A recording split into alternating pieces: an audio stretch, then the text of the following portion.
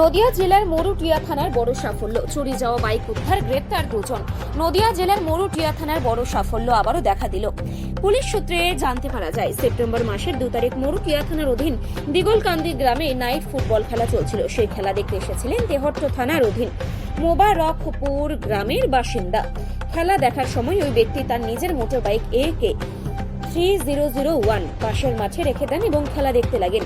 বাড়ি যাওয়ার সময় তার মোটরসাইকেলটি আর দেখতে পান না। তারপর লিখিত অভিযোগ দায়ের করেন মোটর বাইক মালিক।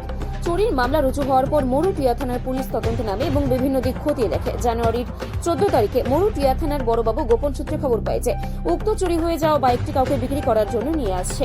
মরুটিয়া থানার বড়বাবু ও অন্যান্য অফিসার ওই দিন রাত্রেবেলায় রশিদপুর কলারহাটের কাছে চুরি হওয়া বাইক সমেত দুজনকে আটকায় ও তাদের জিজ্ঞাসাবাদ করায় তাদের কথায় অসঙ্গতি থাকায় তাদের পুলিশ গ্রেপ্তার করে থানায় নিয়ে আসে ও চুরি হওয়া মোটরসাইকেলটি উদ্ধার করে নিয়ে আসে।